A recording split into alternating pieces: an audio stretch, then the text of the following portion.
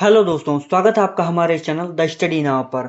आज हम अपने यूपीपी एग्जाम से रिलेटेड अपने हिंदी की क्लासेस को आगे बढ़ाएंगे। जैसा कि हम आपको जीके और करंट अफेयर्स की क्लासेस भी दे रहे हैं, इसी तरह अब हम हिंदी की क्लासेस को भी आगे बढ़ाते ही चलेंगे। तो चलिए दोस्तों, शुरू करते हैं, क्योंकि हम लेट नहीं करेंगे, क्योंकि अब जानते ही हैं आपका एग्जाम बहुत नज़दीक आ चुका है, इसलिए अब केवल क्वेश्चन पर ध्यान देंगे। तो चलिए दोस्तों, शुरू करते हैं।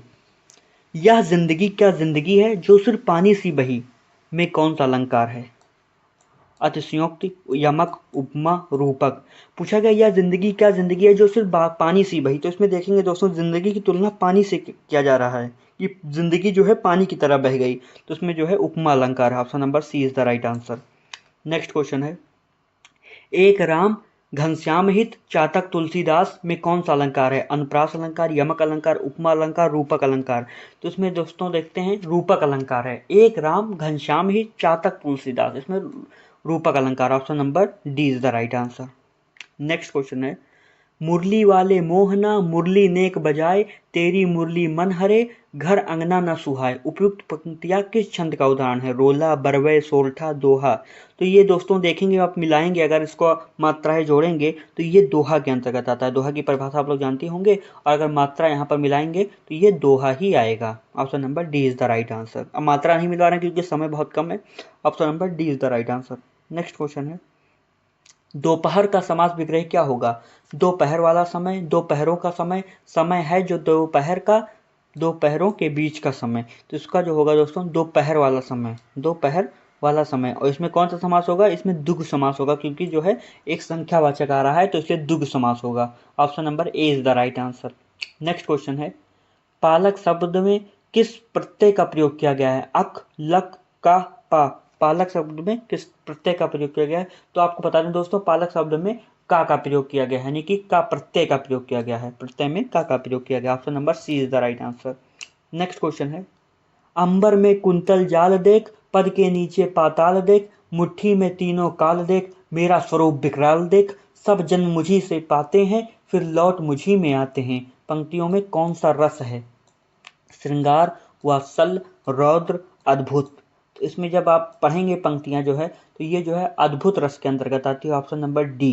तो ये जो है अद्भुत रस के अंतर्गत आती हैं। Option number D is the right answer. Next question है, हाहाकार हुआ क्रंदन मय कठिन व्रज होते थे चूर, हुए दिंगत बाधिर भीषण रव बार बार होता था क्रूर। उपयुक्त पंक्ति में कौन सा रस है? रौद्र रस, वीर रस, भयानक रस, शांत रस। तो ये दोस्तों, अगर ये जो देखेंगे आप, अगर आप पढ़ेंगे तो ठीक से, तो ये जो है भयानक रस के अंतर्गत आता है। ऑप्शन नंबर सी, भयानक रस। Option number C is the right answer. Next question है, रोहित से क्रिकेट खेला जाता है में कौन सा वाच्य है? कर्मवाच्य, भाववाच्य, कृतवाच्य, इनमें से कोई नहीं। रोहित से क्रिकेट खेला जाता है, तो अगर आप इसको देखेंगे दोस्तों, रोहित से क्रिकेट खेला जाता है, तो ये कर्मवाच्य के अंतर्गत आता है, क्योंकि एक कर्म है, एक काम कर रहा है ना। रोहित क्या कर रहा है? रोहित क्रिकेट खेल रहा है, तो क्रिकेट, रोहित से क्रिकेट खेला जाता है, तो यानी कि एक काम है, तो कर्मवाच्य के अंतर्गत आएगा। Option number A is the right answer. Next question है, निम्नलिखित में से तपस्वी का स्त्रीलिंग क्या है? तपस्या, तपस्विनी, तपस्विनी, तपस्वानी।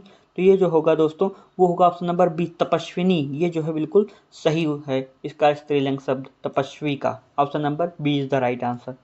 नेक्स्ट क्वेश्चन है, वह पिताजी के लिए दवाई लाया, इस वाक्य में कौन सा कारक है? संप्रदान कारक, अपादान कारक, अधिकरण कारक, संबोधन कारक।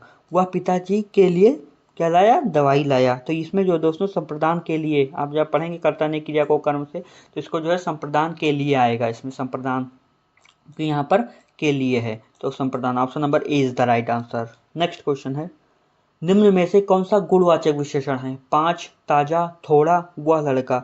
अब गुड़ कहा गया है, गुड़। पाँच, ताजा, थोड़ा, वह लड़का, इन चारों में से कौन सा गुण है? अब इसमें जब गुणवाचक देखेंगे, पाँच तो एक संख्यावाचक हो गया, थोड़ा भी एक थोड़ा सा वो हो गया, परिमाणवाचक हो गया, वह लड़का ये भी जो है व्यक्तिवाचक हो गया। लेकिन जब आप ताजा देखेंगे, ताजा क्या है? ताजा एक गुणवाचक है। Option number B is the right answer. Next question है, गीता ने सुनकर कविता लिखी, सुनकर शब्द में कौन सी क्रिया है? प्रेरणार्थक, संयुक्त क्रिया, पूर्वकालिक क्रिया, नाम धातु क्रिया। तो इसमें देखेंगे दोस्तों, पूर्वकालिक क्रिया। ऑप्शन नंबर सी।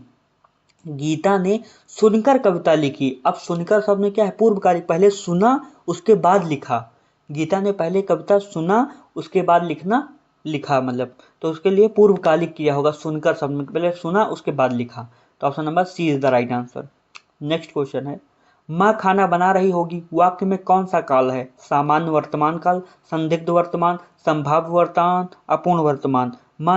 माँ खाना बना रही होगी, तो ये जो है संदिग्ध वर्तमान है, ऑप्शन नंबर बी। क्योंकि बना रही होगी, अब उस समय वो बना रही है लेकिन हमको पता नहीं क्योंकि हम बाहर हैं, इसलिए हम गेस कर रहे हैं, यानी कि संदिग्ध है कि माँ खाना बना रही होगी। तो option number B is the right answer. Next question है, निम्नलिखित में से कौन सा शब्द समूहवाचक संज्ञा नहीं है? सभा, कक्षा, भीड़, दौड़। तो समूहवाचक नहीं है, तो इसमें देखेंगे दोस्तों सभा में तो भाई समूह रहते ही हैं, कक्षा में भी देखेंगे कई विद्यार्थी रहते हैं तो वो भी समूहवाचक के अंतर्गत आता है। भीड़, जब सब लोग साथ में रहेंगे उसी को भीड़ ही कहते हैं। लेकिन दौड़, अगर आप दौड़ देखेंगे तो ये एक भाववाचक है, ऑप्शन नंबर डी, ये एक भाववाचक है। तो इसलिए option number D is the right answer. ये समूहवाचक संज्ञा नहीं है, ये भाववाचक है। नेक्स्ट क्वेश्चन है, निम्न में से कन्नौजी बोली कहाँ नहीं बोली जाती है? फर्रुखाबाद, इटावा, कानपुर, मथुरा। कन्नौजी, तो ये जो है दोस्तों कन्नौजी जो बोली है वो फर्रुखाबाद बोली जाती है, इटावा बोली जाती है, कानपुर में भी बोली जाती है, लेकिन मथुरा में जो है कन्नौजी नहीं बोली जाती। मथुरा में जो है ब्रज भाषा बोली जाती है, ब्रज भाषा, ज़्यादातर ब्रज भाषा बोली जाती है मथुरा में। तो option number D is the right answer. Next question है, हिंदी शब्दकोश के छ का क्रम किस वर्ण के बाद आता है? का, छ, त्र, ज्ञ। पूछा गया है, जो ये छ होता है क्षत्रिय वाला, उसमें पूछा गया है किस वर्ण के बाद आता है? तो ये जो आता है दोस्तों, ये आता है का के बाद। इसको जब आप इसका सन्निविच्छेद मतलब ऐसे करेंगे, ये जो है छ, जो क्षत्रिय वाला छ है, वो जानते हैं किससे मिलकर बना है? वो का के नीचे हलंत, का और का के नीचे लिख नहीं जा रहा है दोस्तों, का के नीचे हलंत और प्लस ये वाला सा, क्या बोलते हैं, ये वाला, ठीक है दोस्तों, इससे मिलकर जो है बना होता है। ठीक है, नेक्स्ट क्वेश्चन, तो option number A is the right answer. Next question है, निम्न में से सदा ही बहुवचन में प्रयुक्त होने वाला शब्द कौन सा है? प्रत्येक, दर्शन, सेना, टुकड़ी। तो आप देखेंगे दोस्तों सदा बहुवचन में प्रयोग होने वाला दर्शन, अब वो चाहे एक लोग दर्शन करें या 1000 लोग दर्शन करें, लेकिन उसको कहा जाएगा ही दर्शन। चाहे रामू ने दर्शन किया या राम ने दर्शन किया या कोई भी अलग व्यक्ति, एक पर्सनली व्यक्ति का ले लिया जाए तब भी दर्शन होगा, या सब लोगों ने दर्शन किया या पूरी दुनिया, पूरे विश्व ने दर्शन किया, मतलब कुछ भी, चाहे जो समूहवाचक में रहेगा लेकिन उसका दर्शन का दर्शन ही होगा। तो option number B is the right answer. दर्शन हमेशा बहुवचन में ही रहता है। नेक्स्ट क्वेश्चन है, वीरता के प्रकार हैं लड़ाई, याचक को खाली हाथ न जाने देना, ज्ञान की खोज में संसार त्याग, उपयुक्त सभी। अब वीरता के प्रकार जो देखेंगे दोस्तों, लड़ाई में वीरता होती है, याचक को खाली हाथ न जाने देना, यह भी एक वीरता का प्रतीक है, क्योंकि याचक जो है उसको खाली हाथ न जाए। ज्ञान की खोज में संसार त्याग, अब भाई ज्ञान की खोज में संसार को त्याग दिया और वीरता का प्रतीक है, तो उपयुक्त सभी, ये सभी वीरता के प्रतीक हैं। Option number D is the right answer. Next question है, हाथियों का समूह जंगल से गुजर रहा था, समूह शब्द का पर्यायवाची शब्द नहीं है। अब पूछा गया समूह का पर्यायवाची नहीं है, समुदाय, जत्था, गण, एकल। तो इसमें देखेंगे दोस्तों, जो समूह का पर्यायवाची नहीं है, समुदाय मतलब वही समूह होगा, जत्था भी, गण मतलब बहुत सारे लोग गण इकट्ठा हुए तो उसे बोलते नहीं है, लेकिन एकल मतलब एक केवल। तो इसमें ऑप्शन नंबर डी, ये जो है पर्यायवाची शब्द नहीं है इसका। Option number D is the right answer. Next question है, रक्षा मंत्री ने आतंकी हमले की घोर निंदा की, निंदा शब्द का विलोम बताइए। तिरस्कार, अपशब्द, शालीनता, प्रशंसा। विलोम बताना है, निंदा शब्द का जो है बिल्कुल विलोम बताना है। तो किसी चीज की निंदा की, घोर निंदा की, यानी कि उस चीज का जो है बहुत ही वो किया, लेकिन प्रशंसा, ऑप्शन नंबर डी, प्रशंसा जब लेंगे आप दोस्तों, किसी चीज की निंदा की और किसी चीज की प्रशंसा की। निंदा मतलब उसकी बुराई की और प्रशंसा मतलब उसके जो है अच्छाई की बातें की गई, तो ये जो है इसका विलोम शब्द होगा। Option number D is the right answer. Next question है, निम्न में से कौन सा शब्द कंकड़ का अनेकार्थी नहीं है? कंकड़, कंगन, मंगलसूत्र, विवाह सूत्र, कांटा। अनेकार्थी नहीं है, तो इसका जो होगा दोस्तों वो होगा ऑप्शन नंबर डी, कांटा, क्योंकि इन तीनों का देखिए मिलता है कंकड़, तो इसका देखिए कंगन, मंगलसूत्र, विवाह सूत्र, लेकिन कांटा तो बिल्कुल अलग हो गया बिल्कुल। Option number D is the right answer. Next question है, किसी ग्रंथ में अन्य व्यक्ति द्वारा जोड़ा गया भाग, वाक्यांश के लिए एक शब्द। छेपक, खंड, काव्य, अध्याय। तो ये जो होगा दोस्तों उसको कहेंगे छेपक। किसी ग्रंथ में अन्य व्यक्ति द्वारा जोड़ा गया भाग छेपक कहलाता है। Option number A is the right answer. Next question है, शब्द युग्म ऋतु और ऋतु का कौन सा अर्थ सही है? चलन या मौसम, सत्य या मौसम, सत्य या बसंत, मौसम या सत्य। इसका जो होगा दोस्तों वो होगा ऋत। ऋत मतलब सत्य, ऑप्शन नंबर बी। ऋत मतलब सत्य और ऋतु मतलब मौसम, option number B is the right answer. दोनों का मिलेगा, ऋत मतलब सत्य और ऋतु मतलब मौसम, option number B is the right answer. Next question है, निम्नलिखित में से किस शब्द में उपसर्ग नहीं है? अन्याय, स्वराज, अनशन, लेनदार। उसमें पूछा गया उपसर्ग नहीं है, तो उपसर्ग जो है दोस्तों लेनदार में उपसर्ग नहीं होगा, option number D is the right answer. Next और आखिरी क्वेश्चन, वह ध्यानपूर्वक पढ़ाई करता है, वाक्य में किस प्रकार का क्रिया विशेषण है?